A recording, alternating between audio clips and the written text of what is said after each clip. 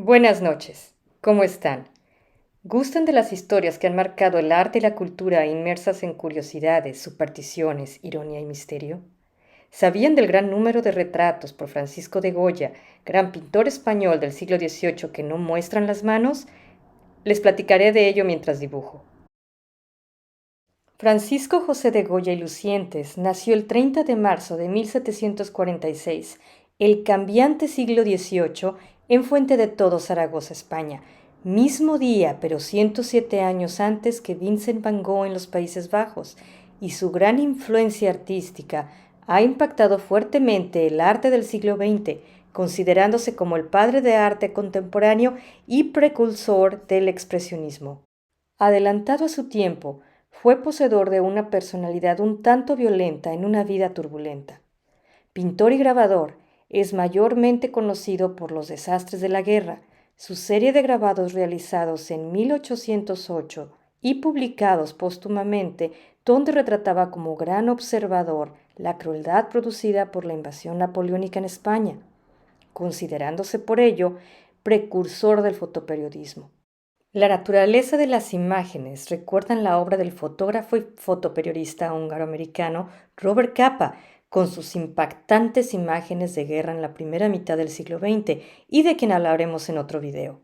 Entre sus obras más importantes se encuentra la serie llamada Los Caprichos, consistente en 80 grabados donde criticaba la cultura y sociedad de la época, sus pinturas negras, los controvertidos 14 murales realizados ya en total sordera, mientras se colocaba velas alrededor de su sombrero para iluminarse al pintar en la oscuridad. Sin olvidar sus polémicos retratos de la maja desnuda y la maja vestida. Como pintor, era muy veloz y utilizaba sus dedos, espátula, pinceles o la parte superior de la cuchara. Los grises en sus pinturas son muy difíciles de hacer.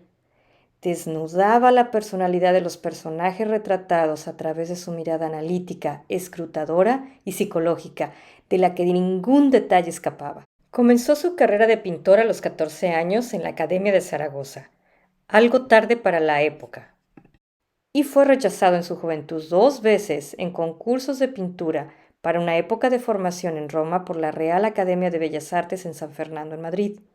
Decidiendo viajar a Italia por su cuenta, no fue influenciado por esa experiencia, pero encontró cierta apreciación en ese país. Posteriormente regresó a trabajar a España. Brincando en el tiempo, en los años 90 del pasado siglo XX, el Museo del Prado compra el llamado Cuaderno Italiano de Goya, su diario de viajes con apuntes íntimos, caricaturas, dibujos, anotaciones de gastos, que data de su época en aquel país. Irónicamente, a los 34 años fue nombrado académico emérito por la misma institución que anteriormente lo había rechazado. Pasó de pintar cartones para la Real Fábrica de Tapices, donde representaba comúnmente temas campiranos y de diversión popular, a convertirse en el pintor de cámara de la corte española, pintando los retratos de 4 reyes, siendo Carlos IV, aficionado a la música y las artes y conocido entre otros nombres como el Rey Relojero por su gusto a este artefacto, el protagonista del conocido lienzo La familia de Carlos IV, donde aparece junto a su mujer, siendo su prima hermana y quien estuvo embarazada 24 veces, la muy controvertida María Luisa de Parma, rodeados de sus 14 vástagos. Considerado padre del retrato psicológico, retrataba a la persona mostrándola como es, con defectos y sin virtudes inexistentes, importándole menos que nada opiniones. Se cuenta que Fernando VII, hijo del rey relojero antes mencionado, sorpresivamente no le desterró después de ver su retrato mostrando un rostro poco agraciado e inteligente.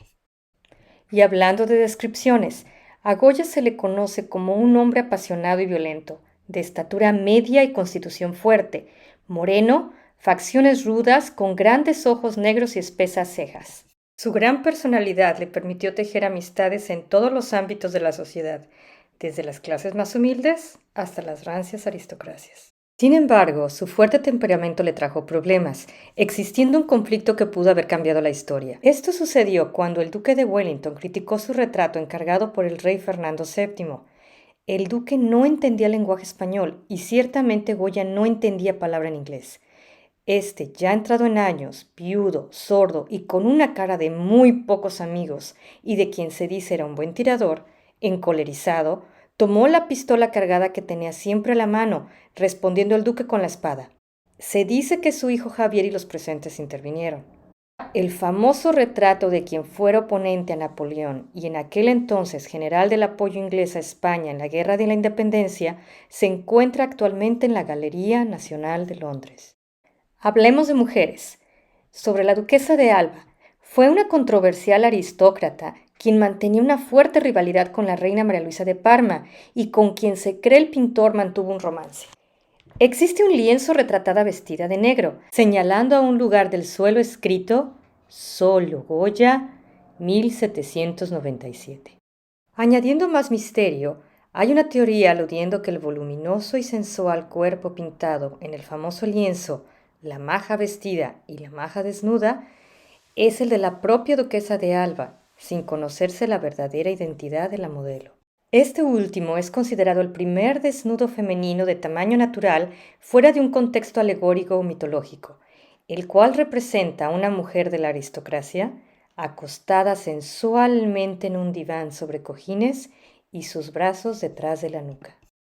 Las dos piezas fueron encargo de Manuel Godoy, quien fuera primer ministro y amante por años de la reina María de Parma, por lo que se cree que la retratada es Pepita Tudó, su amante y posterior esposa.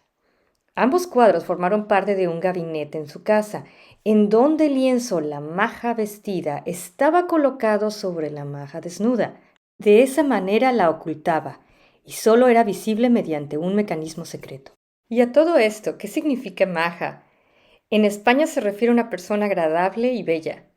En aquel entonces, bajo la España de la Inquisición, era peligroso pintar desnudos femeninos, y en 1814 la Inquisición ocultó del público la maja desnuda, colocándola en una sala en la Real Academia de San Fernando, clasificándola de obscena y atrevida, pero la guardaron en lugar de destruirla. En cuanto a Goya, lo enjuiciaron, saliendo absuelto. ¿Y por qué hay pocos retratos realizados por Goya que no muestran las manos? Al parecer el pintor era muy tacaño, cobrando un extra para que en sus cuadros apareciesen las manos de los retratados. Debido a esto, en muchas de sus obras las manos no se ven. Como buen hombre de negocios, fue uno de los primeros accionistas del Banco Nacional de San Carlos, precedente del actual Banco de España. Se dice que le gustaba tocar la guitarra, poseer habilidad para el baile, dominar el arte de la esgrima y gran afición a los deportes. Incluso compró un telescopio para ver las estrellas, que comenzaba a ser de interés entre la burguesía europea.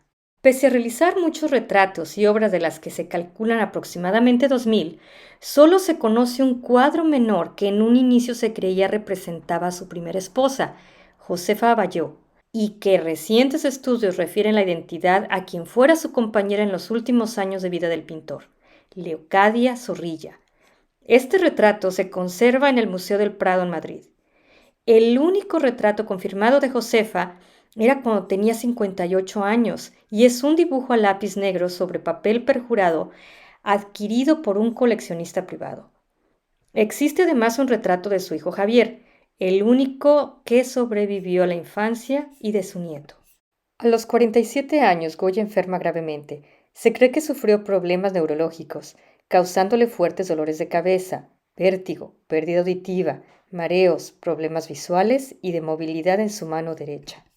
Se conoce que la posible causa de su sordera fue el saturnismo, enfermedad provocada por intoxicación del plomo, conocido en la antigüedad como Saturno por los alquimistas, los antepasados de los químicos. Entre los siglos XVIII y XX era común que los pintores fabricaran sus propios pigmentos o pinturas, conteniendo algunos de ellos gran toxicidad. La sordera total definió el final de los días del gran maestro, viviendo antes del exilio en Francia en su casa de campo llamada La Quinta del Sordo, junto a su compañera Leocadia, donde realizó sus conocidas pinturas negras, mientras colocaba velas alrededor de su sombrero para iluminarse al pintar en la oscuridad los 14 murales al óleo seco sobre yeso en las paredes. siendo estos posteriormente a la muerte del pintor removidos del muro y trasladados al lienzo para su exhibición y permanencia en el Museo del Prado. Irónicamente, el nombre de la finca hace referencia al anterior dueño, quien era sordo y no a Goya. Se dice que Rosario, concebida por Leocadia, fue hija de Goya y quien heredó el famoso cuadro La lechera de Burdeos. A los 80 años realizó un retrato de su único nieto Mariano.